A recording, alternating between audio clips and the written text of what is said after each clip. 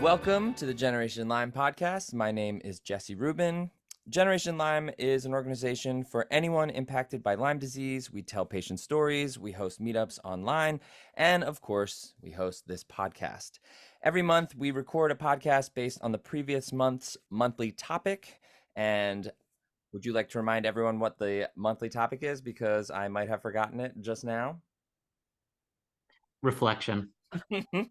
I didn't. Like for this one, right here, right now. I didn't. I was just testing you. You guys passed. So this month, we're going to be talking about reflection, what that means to us as far as our own Lyme journeys and the greater Lyme community. Very excited to have you. I am joined by my fellow board members, Jennifer Hoffmann and Brooke Stoddard. Hello, guys. How are we doing? Hello. Good. Pretty good. As always, it is great to see you. I'm very excited to talk to you about this topic. There is a lot that we can get into. If you are listening to this and you like the content that we are providing, please rate and review us 5 stars. It really, really helps get the word out. I don't know why, something about an algorithm, and they told me to say that, so I did. Reflection. Big, heavy topic. First thoughts. What's the first thing that pops into your head when you think about reflection when it comes to your own personal Lyme disease journeys, situations, where you are right now? What comes up for you guys with that topic?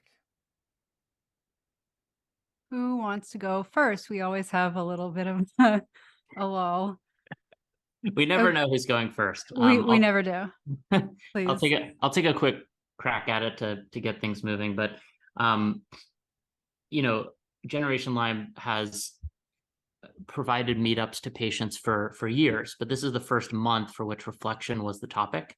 And I think it was such a great topic choice, and one that attendees of meetups enjoyed kind of exploring, because the Lyme disease experience is often complicated and long, and in many cases tough from a physical and emotional and mental standpoint. And it has an effect on each of us as individuals, but then other people in our lives too, like our family members or, partners or coworkers or friends. And so it often is a very sort of important experience, which just obviously introduces a lot of opportunity for reflection. And for me, as someone who's had Lyme disease and also babesiosis for 12 years, I have literally a 12-year experience to reflect upon. And so I think this was, maybe not the easiest topic for people to discuss at meetups, but one that was, I think, a great topic, because it allowed people to think about their own experiences with Lyme and other tick-borne diseases and talk about that experience in some way. Love that. Jennifer? That was awesome. Yeah, I mean, I think it's such a big topic that it's kind of hard to put into a single snippet in a podcast, like what reflection means to me, especially, Brooke, kind of to your point, like I've had this pretty much my whole life. So it's not, I could be reflecting on anything. I could be thinking about anything I've ever experienced, and it would be relevant to my Lyme disease experience or tick-borne illness experience. But, to that extent, that's partly why it seemed like such a great topic idea, because it gives people, it's like a particular word. So we have a topic, but it gives people an opportunity to talk about anything, and a lens through which they can kind of like come to some kind of, come to it through a perspective of meaning, or like searching for some meaning, as opposed to just, the meandering nature we kind of can all have when we're talking about anything, kind of like what I'm doing right now. But you know what I mean? Like it's what story do you want to tell, or what's on your mind? What are you thinking of? It can go in any direction. And like, for me personally, reflection is a constant situation, because I live in my head, and that's a good and bad thing, and both at the same time. And I think everybody does that. I don't think that's just you. No, I think they do, but I know for a fact that it's not always quite the same. Sure. Everybody has a Sure. different, and people do it in a different way. And I say it's good. It can be a good thing because I'm a big fan of self reflection and evaluation and growth. And I think that can be really positive, even, for example, when you're looking back on something that might be painful, or you're evaluating something about yourself that you might not like, and you might want to change in the future or learn from. That can be really, really beneficial.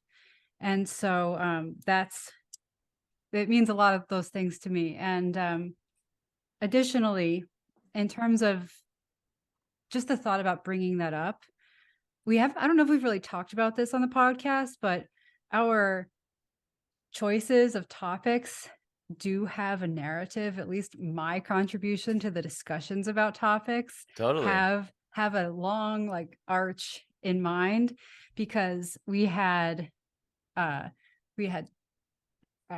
change, and we had control, we had change, we have reflection. This is all kind of designed in a narrative way because they're linked to each other. They are things that you would think of one after the other.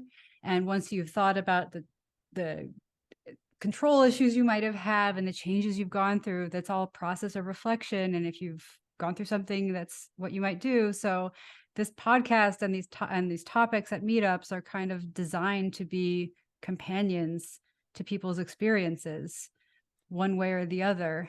And that's all very, it brings up the other thing that I think is really a key aspect of reflection, which is representation. So if you think of reflection, it's kind of like, a mirror. You're seeing something that looks like you, or you're representing someone else and their experience to others. And that's something that matters so very much in our world and in our community. And so it was a nice double meaning, if not more meaning, thing to have as our topic. I just want to ask you briefly, in case this is somebody's first time listening to the podcast. Brooke mentioned he's been dealing with his illness for 12 years. You said you've been dealing with it kind of your whole life. Can you just sort of tell us like your earliest memory of when you were like, ooh, something might be wrong here? Or has it literally been since birth, you have no memory of being quote unquote healthy? I'm really not. I mean, I have a genetic condition. We talk about this on many episodes. So there's been things about my health that might have been unusual, that I thought, is this normal? Are other people feeling the way do they have these experiences? And I was questioning that from a very young age, but I didn't necessarily know. And it wasn't like I had a period of time where I was super healthy and then better and then sicker rather, but like, I also may have, because there was a time in my life, say I was a really young kid, and I started to get migraines at like 6 or 7 or something, and then they never stopped. Like and they were debilitating, or, and there were times when I started falling down when I would stand up too fast or walk up hills or something like that. And I just thought, that's embarrassing, but it was actually a problem with my autonomic nervous system.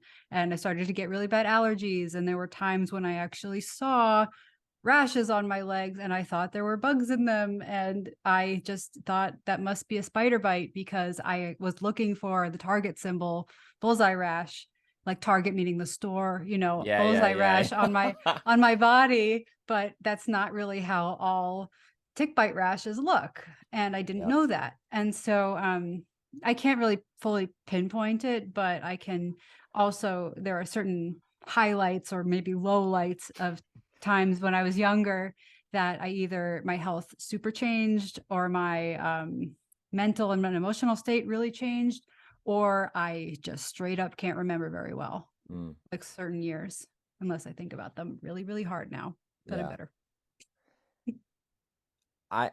I got sick when I was 26, and for me it was like there was like before that, and then there was after. And I just cannot imagine growing up with those kind of major health issues so young. when you just don't like, is this how everybody feels? Is this normal? Is this how I'm supposed? I just can't imagine what that must have been like. And we hear about it all the time. And oh, yeah, it just breaks my heart. I also loved what you said about our monthly topics, because one of the things I really like about our organization is that everything we do is so carefully thought out ahead of time. It's in my own work, like as an artist, as a musician, like a lot of times I just like figure it out as I go along and do the best I can. And with Generation Lyme, so everything we do is planned ahead of time and thought about and organized, and we do everything we can to make it the most inclusive for as many people as possible. And that's just something I really love about working with you guys, that I wish I brought into my own life more, which I probably won't. But on a quick note, just to, yes, please, to add to that, the graphic, as I'm sure most people noticed for reflection, like the graphic on Instagram did have a reflection of the word across the x-axis. Of course it that was did. very intentional, and I want to give total credit to Jennifer for doing that, because if you look at Bonus the points. Instagram feed and you look at the other graphics that announce topics, you won't see that happen for any of the other topics, but only for reflection. And I just loved it. I thought that was so great. That's so sweet. So deliberate and so effective because it was deliberate. Yeah. This is just going to be a Jennifer Hoffmann appreciation podcast. That's indeed. I think for me, for reflection, it's just so funny, because in some ways it's like when I'm on the calls, so often I'm thinking like, look how far we've come, like just in terms of like the stuff that people are sharing versus when we first started doing our meetups.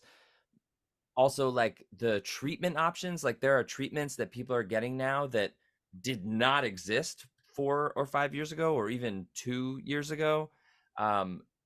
So in some ways, like it's great to back up and sort of take a bigger bird's eye view and see like, wow, we're really making progress.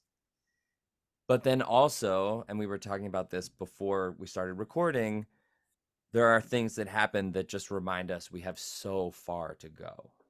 And we were talking before we started recording about was a case that just got reported on, of a patient in Maine, young man, I think he was like 25, went to the hospital in Maine with all the classic Lyme symptoms: headache, pain, nausea, dizziness, bullseye rash, and he was sent away. And then he went back to the hospital either a couple weeks or a couple months later, and he was sent away again. And then he died like pretty shortly after that of Lyme carditis. And it's stuff like that. I don't know about you guys, but I have people in my life that are like, oh, you're still doing that Lyme thing? Like, you've been doing that for a long time. And I've been in remission. If this is your first time listening, I've been in remission since about 2016. I've been very fortunate. And so a lot of times people in my life are like, why are you still so involved in the Lyme community? And then I read stuff like that, and it reminds me just how far we have to go, and how much more work we need to do, and how much more money we need, and how much more training doctors need, and just all these things. And it's just heartbreaking. It's just just so sad and so frustrating. And I don't know. I'd love to know what your guys' thoughts are on that story and that particular example, and because I do think it really is appropriate for this topic, you know.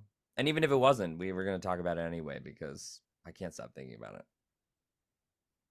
I think it's super appropriate for this topic, and I'm really glad that I'm not glad that it happened, obviously. But I'm glad that we had the opportunity to talk about it right in advance of recording this podcast. I want to point out that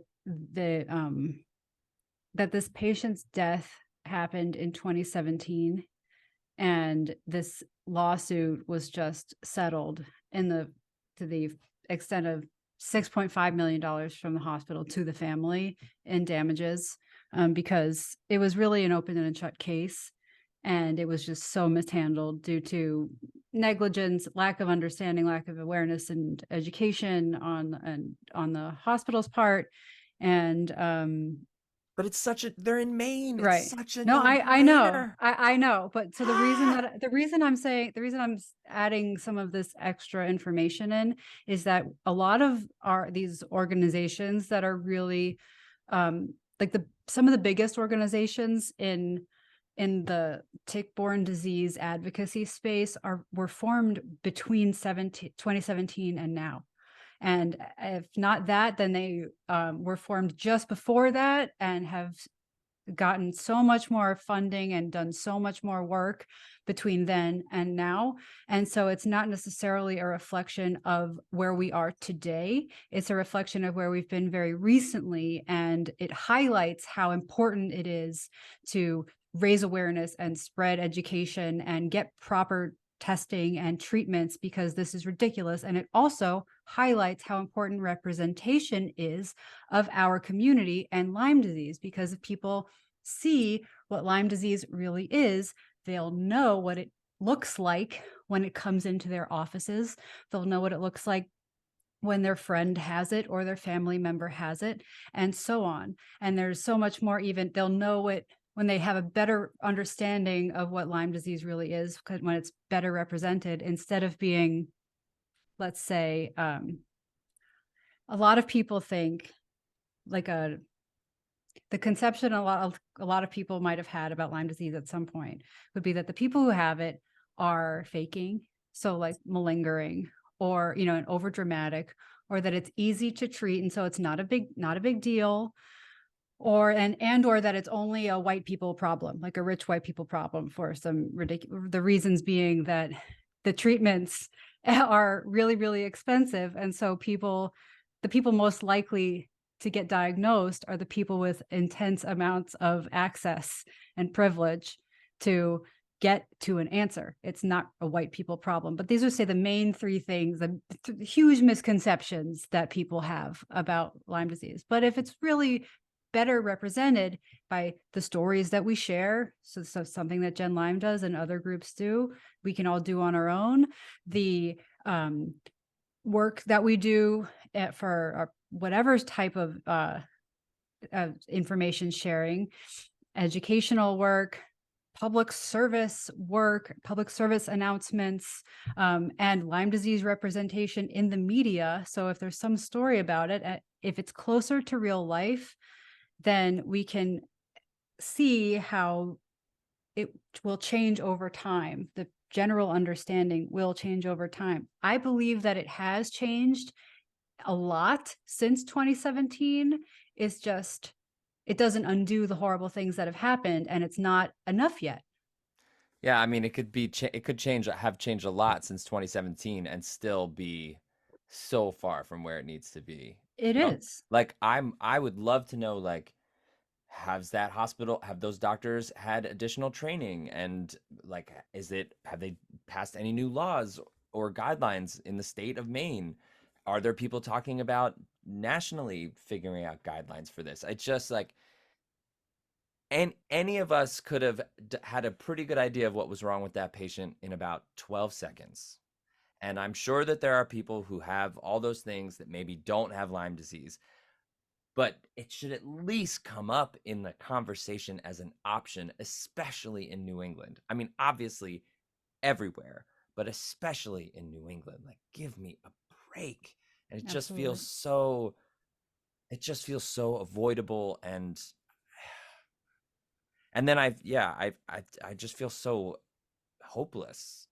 Like, hearing that stuff where it's like, even in that situation, like with the rash in that area, still couldn't get a diagnosis. Like,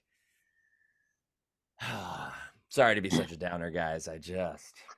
No, I'm glad we're talking about this. For me, the saddest part was, I believe I think he went to 2 hospitals, once in June, and had 2 visits there. And then he passed away in July.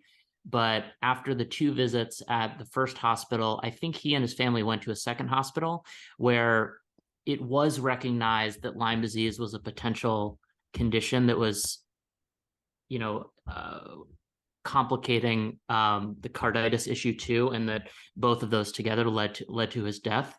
And to me, that was so tragic, because we all know what that's like. We've all been to multiple doctors, many of which who missed Lyme disease as a potential diagnosis the first time, and then we sort of solve our way into finding a doctor who does bring up Lyme disease as a potential diagnosis, and then that kind of makes sense to us as patients, and we start to treat in that way. And so the reason this made me so sad is because obviously the first hospital and the doctors there should have recognized that Lyme disease was a potential condition causing his symptoms, but didn't.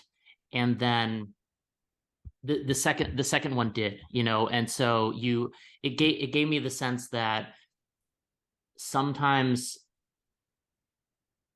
you just go to the right doctor, and sometimes you don't. And you know what I'm saying, because we Totally constantly hear stories of people who go to 15 doctors, and then it's only the 16th that says you might have Lyme disease.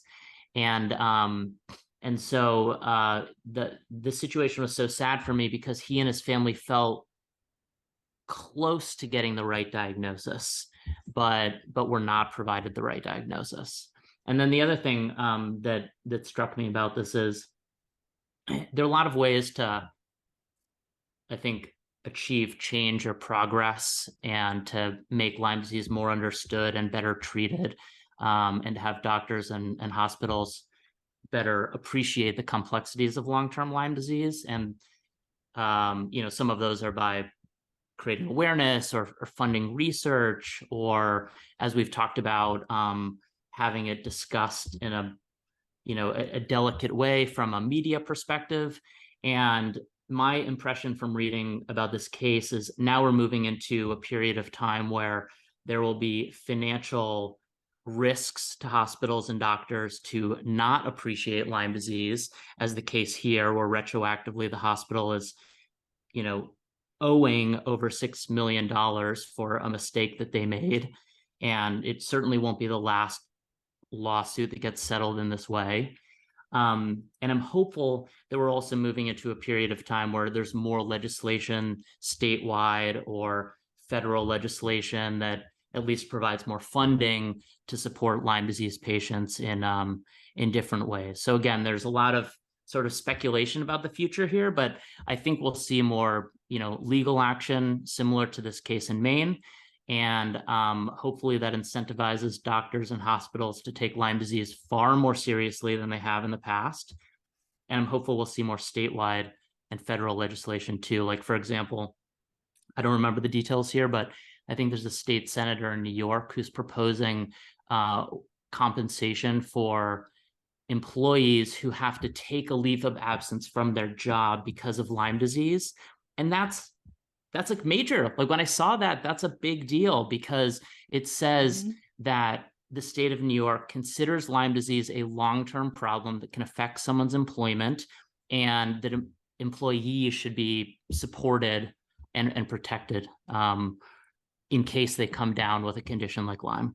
Yeah, I mean, we're so often in meetups, we have people who have questions about trying to get help, financial assistance, and they keep getting turned down, long-term disability, things like that, because most states will just reject you out of hand, if you say that you are trying to take time off for Lyme disease. So yeah, I mean, when we saw that news story for the state of New York, it was like, it's amazing. It's obviously a little late, in my opinion, but it's definitely something, and it's happening, and that's amazing. And Jennifer, you have a very loud face, and it looks like you have something you want to say. Just always have a loud face. I'm sorry, you guys.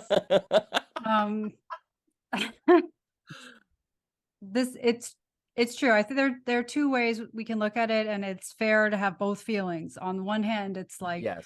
oh my God, thank God. It's been a long time coming. I'm so excited about these changes. And on the other hand, there are plenty of people who are just like, it's not enough. It's too late. And I'm furious, because it's not going to help me right now. It's not enough help. It's not going to help enough people. It's not going to bring these people who've passed back. It's not going to do everything. And both sets of feelings are really valid, and we have to leave room to experience them and leave space for people who do. And it's just a complicated thing. And it's still part of the experience of progress. This is what it's like to have progress, to be really pissed the whole time that it's not enough, and to know it's not enough, because that's just the process of it. One thing about the deterrent aspect of the money is actually, one of the articles that I read about this case in Maine was that the family actually said they really hope that this settlement will be a deterrent in the future for doctors in terms of like ignoring Lyme and getting it wrong, so that this never happens to anybody else ever again. And that's a lovely sentiment and truly heartbreaking. It's so common in this community for individuals and loved ones to go through something awful, truly harrowing, and for the best thing they can come up with is to say, I'm doing this, or I hope my experience will teach others to make sure this never happens again. And I think we all really hope that nobody ever has to say that again. Yeah. Yeah. In the course of, certainly my Lyme disease experience, I've learned about certain treatments that work for me, and I've gotten comfortable with those, and then, learned about other types of treatments, some of which I've tried because I hear about them from other people who come to meetups, or I just read about them in, research. And so, the example that I was kind of laughing about with Jennifer is that, in my experience, as I've talked about in previous podcasts and certainly in meetups, I did really well on oral antibiotics, and I took oral antibiotics daily for several years, about 5 or 6 years, with probiotics, and my body handled them very, very well, and I recovered substantially using oral antibiotics almost exclusively. Later in my journey, I reflected on my years of antibiotic use. Well done. That was good. Thought you'd appreciate that. And I decided that in the future, I didn't want to be taking antibiotics forever. And so I went through a phase where I tried to wean myself off of them and substitute the antibiotics with herbal supplements, which I've typically taken in tincture form. But one thing that I was expressing to Jennifer is that I use 3 or 4 different herbal supplements now, which I just take in droplet form in a glass of water every day. But I felt like something was missing. I was experiencing some head pressure, and I felt like I needed a new herbal supplement to combat that and sort of relieve that symptom. And so what I solved for was a product that Marty Ross actually, I think, is a proponent of. And I read a lot of this research or sort of blogs on Marty Ross's website and found them very informative for people who are mostly better, but trying to get even better. And so I started using this product, which is, it's called like liposomal sort of oregano oil, clove, and cinnamon. And I'm finding it very, very effective and has helped to relieve a lot of my head pressure, but also it has some difficult side effects. It makes my stomach hurt like a lot, like not in a miscellaneous way, but a lot. And I was joking with Jennifer that I think oregano oil falls into the essential oil category. And I will admit that I've heard people talk about essential oils for some time. And I think my attitude towards them is I didn't know much about it. And so as a result, I felt a little skeptical of this whole kind of realm of treatment. But I'm finding that I might need to revisit that hypothesis, because it does turn out that I'm using a product with oregano oil and it's helping me out despite some side effects. And maybe I have to give essential oils a little more credence than I did in the past. So Well, I think essential oils come under the things of like, if you talk to somebody and they find out that you're sick, it's like, oh, well, have you tried essential oils? As if like you've Made by blah never, blah blah. yeah, Right. or like Epsom salt baths. Have you tried yoga? That's like something just one of those things that people bring up. One of the things that I've been thinking about a lot recently, as far as like the way that my point of view has changed from specifically from being on our calls and in the Lyme community, is this like ableist slash capitalist mentality of like productivity. Like you have to be productive to be like a valued member of society. And it comes up a lot on calls when people who can't work and they're really frustrated they can't work. But even like separate from Lyme patients, I had a conversation with a fellow musician yesterday, 2 days ago, who was like, oh, I didn't get any work done today, like I'm such a waste, and oh my God. And it's like, you can take one day and not be productive, and not, it doesn't mean you're a waste of a human. My mother, who is currently retired and dealing with COVID, like had a really bad case of COVID, and I talked to her this morning, and she's like, oh, I've just been in bed all day, like I'm not accomplishing anything. And it's like, dude, you just retired and you're sick and you're still worried that you're not accomplishing things. Like what? So I don't know what it is about like having to be quote unquote productive that makes people think that's what makes them valuable as humans, as opposed to just being a person in the world. And it's interesting to me because I never thought about that until it came up on calls.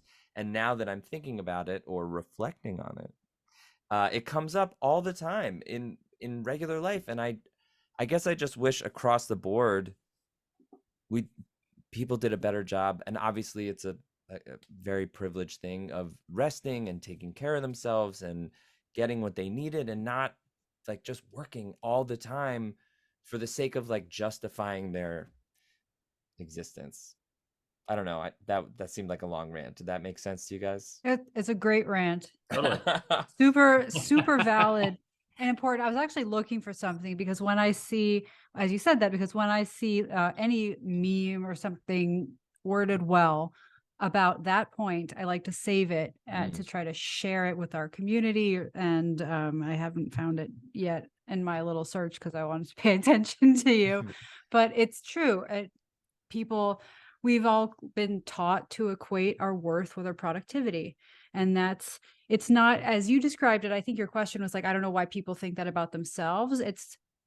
I would say that it's probably not something that we all just decide we should think about ourselves. It's something that we're taught, and it's something that we have to unlearn as we go through life, or that we're almost forced to, if we want to be happier or even a little bit okay, especially if anything goes even slightly wrong for us and we can't seamlessly fit into a like hustle society in a really, really capitalistic world.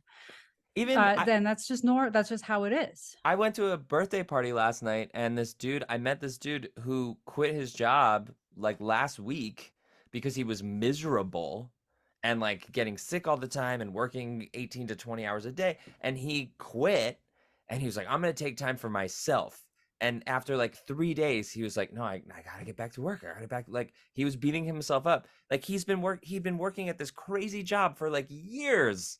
And then he took 3 days to like watch TV and like go for walks. And his internal dialogue was like, you're pathetic. Get back to work. You haven't applied for any jobs yet. Like, I was like, are you like financially, are you freaking out? He was like, no, I'm okay for a while. Then he's just like, no, I gotta work. I just gotta work. And I don't know. If you're listening to this and you can't work for whatever reason, but specifically because of your health, surviving a day is hard enough. Can be hard enough. It is a job. Absolutely. There's a great, speaking of memes that I've seen a couple times, like it's totally okay. It's like something like it's totally valid if all you did today was survive, something like that. And I love that. Like, yeah, especially when you're sick to the point where like you can't work. You shouldn't be worried about like competing with people who are healthy and working 9-to-5 jobs or whatever they're doing. Like it's just a different category. It's a different thing to focus on. It's just it feels like it's another way that people that we talk to who are dealing with so much already, it just like adds to the pile. Like the physical stuff, the mental stuff, the emotional stuff. And oh, by the way, on top of all of your sickness and illness, also you're pathetic because you're not working. Like, ugh. Well, this is a way that the people get disenfranchised. The people with chronic illness or disability get further disenfranchised. It's a pretty classic way. And it's another reason why, yes, like a representation and seeing a reflection of ourselves in the world in every way possible is so useful, so that we don't get, just flung to the outskirts of society based on just solely on the fact of who we are. But I think it's also worth bringing up that we're talking about two extremes, and I'm not talking about whether or not people are sick and even can or cannot work. There's the over-identifying with like the working corporate-y grind, and in a sense that where you're not even fulfilled, your soul's not even fulfilled, but you just feel basically addicted to this lifestyle, and you're taught that if you're not doing that, there's something wrong with you, and you just don't know any other way yet. That maybe not be so that maybe isn't so healthy. And there's this other thing where it's also fair and valid to spend your time being as okay as you can be when you have your primary job is your own health and minding your own life when that's something that you need to do. And if that means you can't take on a job, that's okay too. But I do think something that ends up being really crucial, and it does come up in our community constantly, and it's still a problem for the person who's working all the time and isn't happy, is that there's something that people need to feel okay. There's something that needs to like light people's souls up, or feel so that they feel excited about something or happy, or they feel some purpose to their time. And that can totally be feeling the purpose of managing health and all of that, and it can be your job. But when that feeling doesn't line up with what you're doing, you end up having a really hard time, and that's a really good recipe for questioning your worth. And I think that's something that we try to work with a lot, like at Gen Lyme. That's why we try to provide people with places to connect with each other, and also provide opportunities for people to look forward to things, create opportunities and events for people to look forward to that are specifically tailored for people who might not be doing the quote unquote normal thing. I think that's really important. And that's a way to be, reflected, right, in the outside world, in a world that's outside your own head and your own body, so that you can feel a little bit more okay. Yeah, I mean, I think that's really important and very relevant. I did want to ask you guys, since we're on the topic of reflection, just as far as like Generation Lyme started in like 2018, technically 17, 18. We've been doing this for years. We've had about 8,500 participants at our meetups, dozens of story sharing podcasts. We've done advocacy work. We've done articles on the internet. We've done lots of things. Jennifer would be able to give us a comprehensive list of everything we've done. But I would love to know, what is something that you are either proudest of from Generation Lyme, or something that surprised you the most, or something that you are excited about in the future? Just to take a second to reflect on this thing that we talk about and think about all the time called Generation Lyme. And yeah, I would love to know what you guys think about this thing we've spent hundreds and hundreds and hundreds of hours talking about and working on, just kind of for my own curiosity. But I know I'm putting you on the spot. For those of you listening at home, I just got faces from both of them that was like, oh man. Well, we'll do our best to answer. It's a great question. Gosh, I have so many answers to this question, and so I will try to. I'll try to give a couple answers succinctly. One, Top three. I think I think the way that the the three of us plus Haley plus other volunteers at Generation Lyme have built the organization consistently and slowly and at an incredible sort of high qualityness of its nature, that's really important. There are a lot of organizations that don't make it through the first 5 years, and we have, because I think we've all shared a vision and we want to help Lyme disease patients so badly that we figured out ways to do it in an effective and really like world-class way. And as we've sort of grown, we've been very consistent with our offerings and services and been able to help a lot of people as a result. And so that's kind of something I'm proud of from an organizational and teamwork and leadership perspective.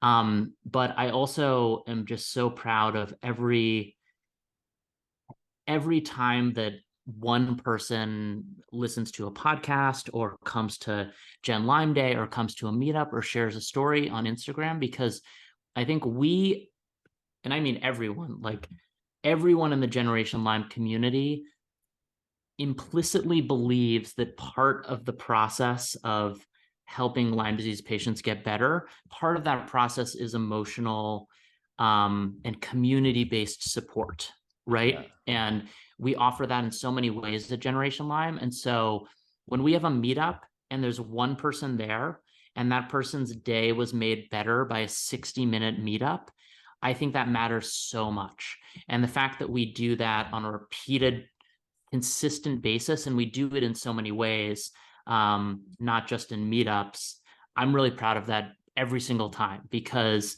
the Lyme disease journey is long and it can be complicated. And for someone to have brief moments of feeling supported or heard at a meetup, or, you know, by reading a story on our Instagram account or listening to a podcast, every act of that type of service makes me very, very proud of what we do as an organization.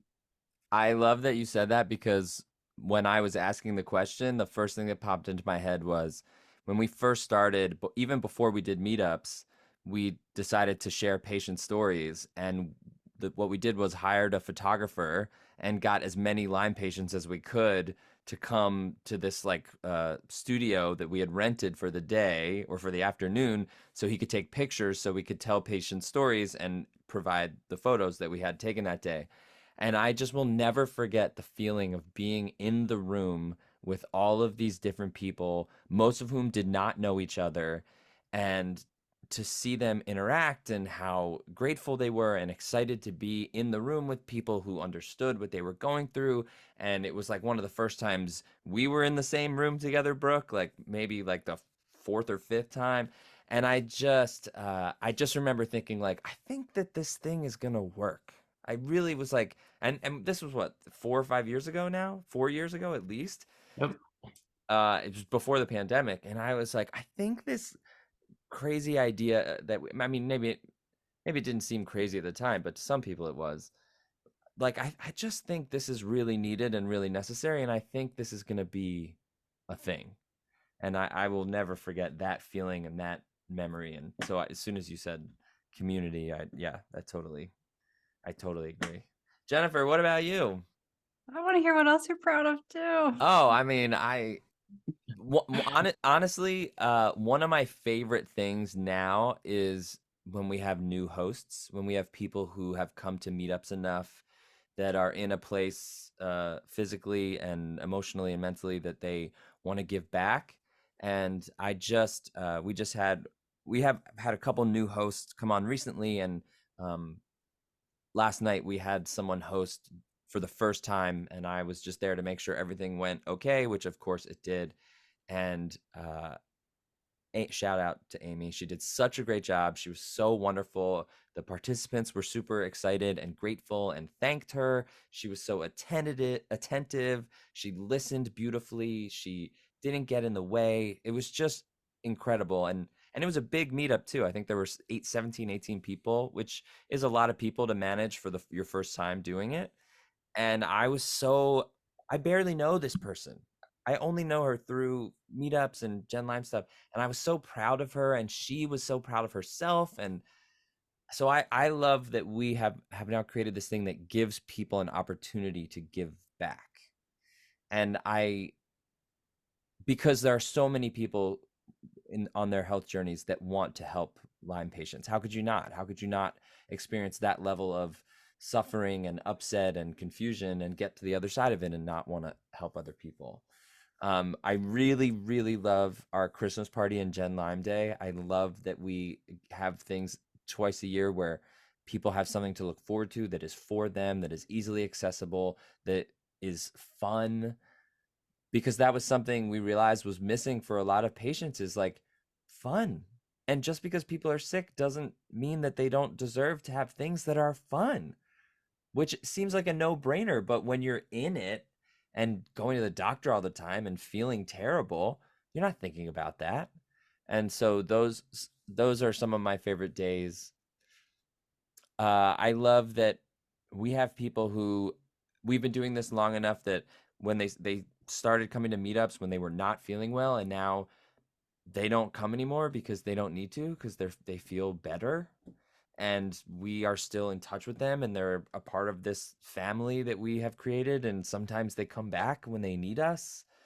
And I love that they know that if they're having a relapse, that they have somewhere they can go. And I've definitely gotten messages like that. Like, I was doing great, and then I haven't been doing that well, and I remembered the meetups, and I'm so glad I came back. And I really love that stuff. I love that we never gave up. I love that this is still a thing, and it's getting bigger all the time. Our website is nuts. If you haven't been on our website recently, we just added resources for housing and financial assistance. And by we, I mean Jennifer. We added, we have a whole section for supporters of people with Lyme disease, because so often the help is really geared toward the patient themselves, even though we know Lyme impacts so many more people besides just the sick person. So we have this like place where somebody can go and get all this really great information. Oh man, I don't know. I could go on for a very long time, but there are a few things in my life that I have been a part of that I have enjoyed working on and that I've gotten more out of. And I feel very privileged to get to be a part of this. Wow. Okay, now I guess I'll answer. Yeah, you should go. That was great. You seem like you are like on a roll. So I didn't want to. I wasn't planning on saying any of that. I blacked out. What happened? I am thrilled you did. Bring us home, Jennifer. I obviously agree with both of you. What if she was like, I don't like any of the things you guys said? It stinks. No, I'm very proud that yeah, no, God. I actually have a hard time sometimes on these podcasts when we like talk about the great things that we do at Generation Lyme, the great things Generation Lyme does, because I just want to be like, I want to make sure we're providing value. So I guess what I want to say is that Generation Lyme, I believe that we do provide a lot of value. And while I sometimes don't feel comfortable like spending time on podcast talking about it, I think that I know that we do, because we have all been so, as we talked about at the beginning of the podcast, so dedicated and carefully planning every little area that we can possibly help. And we've put so much into it, and there have been real results that both of you have already mentioned. So I don't necessarily need to go over those, but I'm proud of every single number represented, every single person who shows up, every single person who's part of the online communities. I'm proud that every single person is there, and I'm proud that the best compliments have been that we've gotten some comments that say that Gen Lyme saved their lives, or were part of saving their lives. Yeah. And that's not because of any one person necessarily. It's because we've created a space for community so that people can feel seen and heard and valued and reflected and not alone. Nice. And that makes all the difference. And we know that because we've been on the other side of it, not having that. And we've searched for it and decided that we wanted to participate in creating it. I'm also proud that I feel that Gen Lyme is a bridge for people dealing with Lyme wherever they are. So you can be at the worst moment you've ever had, and Gen Lyme is there for you and can provide what you need. Now we have provided, we have meetups that you can attend that are free and they're accessible, and we continually work on making everything more accessible and more inclusive with even more diversity and representation. It's something we care about. And so you can join these things at any time. You can just hang back. You can just read somebody's story. You don't have to do anything, and you can still be part of Gen Lyme, and you can be here and receive help in some way from Gen Lyme, and a certain kind of help, because we don't give people money, we don't give people homes, but we can link people to what they need, and we can be there for people when they need somebody to lean on emotionally, and we can provide a network and friends and the support that is often lacked by our people in our community, because Lyme and other tick-borne infections are so poorly understood that people in our lives can fall away, and we can have hard symptoms over a long period of time because it's hard to get treatment. It causes a lot of isolation. And so what we offer is something that supplements that, and it supplements it very well. I'm proud that we've created friendships, real relationships that have lasted years. And this bridge thing continues because as people get better, people want to give back, and we're here. People want to feel like they have a little more energy, and we're here, and we have spaces, and we've grown accordingly to give more space and time to accommodate each level of like the Lyme experience, even for supporters. And by helping supporters, we also help patients. Mhm. So it's a nice symbiotic thing. And I'm very happy that we've taken up space and advocated in favor of taking up space for the Lyme community, because we so desperately have needed that. And I'm proud that we've grown and brought people along, and that it's been all on mission to empower people. And we do this by connecting people, by creating a community and supporting people and making people feel like they have a place to belong. So, and I'm also, of course, very proud of how our team has functioned in a very supportive, similar way, very supportive, very, we're very reflective. We're always Extremely reflective. Yeah. But I mean, that I will tell you that works for me. So I'm very Totally. happy that we've been able to talk about a lot, able to learn and grow, and listen to each other and other people. And I really wouldn't have it any other way. And it's just the most gratifying thing. Well, I think that seems like a pretty great spot to end. And I just want to say, you guys are awesome. Thank you for dealing with my technical issues and being very patient and wonderful. If you have listened to this all the way to the end, we appreciate you so much. I hope that you like these podcasts. We really enjoy making them for you. We'll be back with next month's monthly topic recap. On behalf of Brooke and Jennifer, my name is Jesse Ruben. Please check out our website, genlyme.org, genlyme.org, for information on everything that we have to offer, including our meetup schedule and a whole bunch of really great resources. Thank you so much for being here, and we will see you again very soon. Thanks, guys. Thank you. Thank you.